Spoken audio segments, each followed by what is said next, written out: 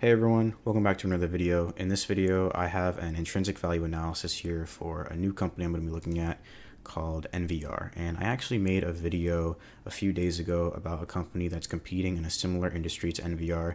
And that video was about a company called Homebuilders. And so basically both of these companies are competing in the real estate industry, as we can see right here.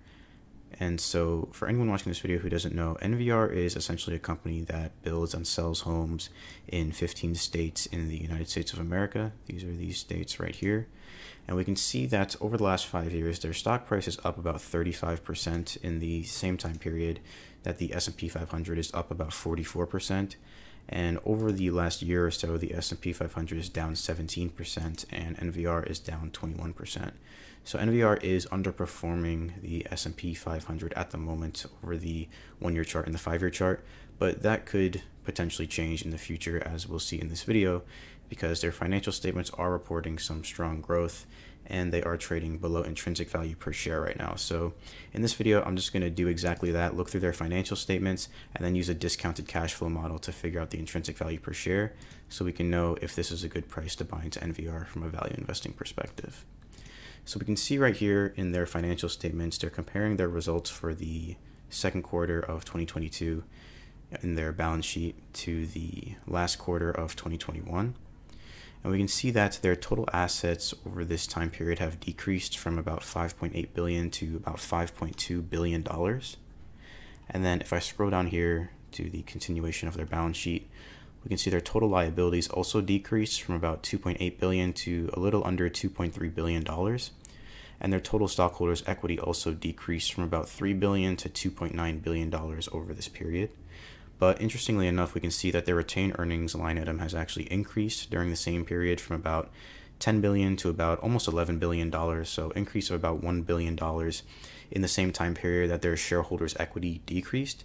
And we can see that the decline in their shareholders' equity came mainly as a result of an increase in their treasury stock account. So from about $9.4 billion to $10.4 billion of treasury stock, which means that they're basically repurchasing more shares of their common stock over the same time period, which is why their total stockholders' equity is decreasing, even though the earned capital from their business is increasing. So that is a good sign to see for a company, and it might end up increasing the share price more in the future.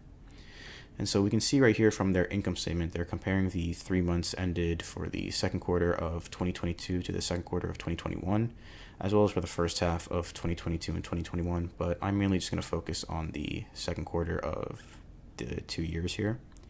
And we can see that their revenues have increased year over year from about $2.2 billion to $2.6 billion. So that's an increase of about 16% year over year. And of this $2.6 billion, about $2.61 billion, as we can see right here, came from home building revenue. So that is their primary revenue source. And that's up about 17% year over year. But even though it doesn't show it in this line item, an interesting fact about this company, which is also something similar to Homebuilders when I made a video about them a few days ago, is that their new home building orders actually decreased about 16% year over year. So they basically sold less homes year over year. And so the main reason why their revenues increased is because the average sales price of their new orders increased about 7%. So they basically sold less homes, but they sold more expensive homes, which is why their revenues increased, which is very similar to what happened to Homebuilders over the same time period. If we subtract their cost of sales, we would get their gross profit margin, which I'm not really going to report here, but their gross profit margin increased from about 22.6% to about 26.3% year over year. So that means that their revenues increased more than their cost of sales increased, which is a good sign. And then lastly, their bottom line here, net income, increased pretty substantially by about 35% from $321.3 billion or 0.3 million to $433 million. And then on top of that, if I scroll down a little bit here to their diluted earnings per share, their earnings per share amount increased by about 50% from about $82 to about $123 per share. So almost a 50% increase year over year. And that came primarily as a result of the fact that not only did their net income increase, but their total shares outstanding also decreased. which meant that their earnings per share increased faster than their net income increased, which is obviously going to return more value to their shareholders. And so right here for the last financial statement I'll be looking at, this is their cash flow statement. And we can see that their cash flows provided by operating activities decreased year over year from 521 million to 447 million. And that came mainly from an increase in inventory, which may or may not be a good sign, because if they're able to sell this inventory in the future, in layman's terms for NVR, it would be all of the new homes that they've built, which is their inventory. Then that would obviously increase their revenues and their profits in the future. But if not, then they're obviously going to have a lot of dead inventory sitting on their balance sheet. And then also, if we see their cash flows from financing activities or their purchase of treasury stock, we can see they have increased their purchase of treasury stock, which is similar to what we saw on their balance sheet, which is why their total stockholders' equity decreased, but it's actually ending up as an increase in the return on equity for their stock price. And so now what I want to do is look at this discounted cash flow model to figure out the intrinsic value per share for NVR. And in this model, I got some of these estimates from Yahoo Finance. So Yahoo Finance is basically estimating that NVR is going to grow at about a little less than 5% for the next 5 years. So I was conservative and cut that value in half for the next 5 years after that. They had about $1.2 billion worth of free cash flow in 2021. And they also have about $460 million of cash against their debt position sitting on their balance sheet. And then they have about 32 or I think 3.2 million shares outstanding. So not many shares outstanding. And once we take these values into account, we see that their intrinsic value per share is estimated to be about $4,700 right now, with a 30% margin of safety of $3,300. And so if we compare that to their current share price, we can see that right now NVR is trading in between their intrinsic value per share and a 30% margin of safety. So they could be presenting a strong buying opportunity right now. And something else that might add to this point is that we can see that these growth rates for their future business operations are actually pretty conservative, at a little less than 5% to about 2.5% for the next decade or so.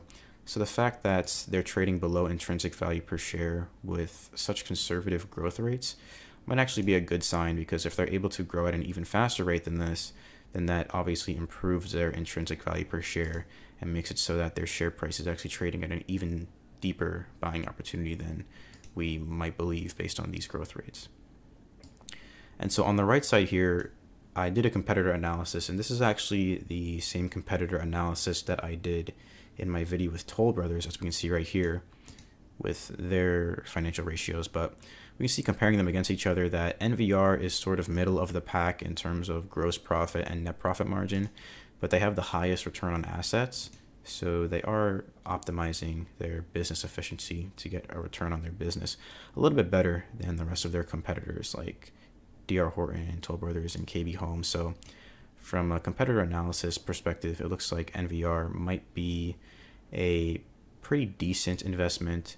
But then from an intrinsic value analysis, it looks like they could be a really good investment, mainly because they're trading below intrinsic value per share, and the projected growth rate for their company is pretty conservative, which is a good thing to do when trying to value companies, is to be conservative. You don't want to be too optimistic, because then obviously if your analysis doesn't really pan out, then you'll just be paying way overpriced for a company that you thought was going to grow at a really exciting growth rate. So in this case, they're using a conservative growth rate, and NVR is still trading below intrinsic value per share. So I'm interested to see where this company is going to go from here, and I'm not really sure if I'm going to invest in it or not. I am looking at this company as well as Toll Brothers and keeping my eye on them, but I'll definitely love to know what everyone watching this video thinks about NVR. Is it a good buying opportunity right now? Let me know in the comment section down below. Leave a like on the video, subscribe to the channel, and I'll see everyone in the next one.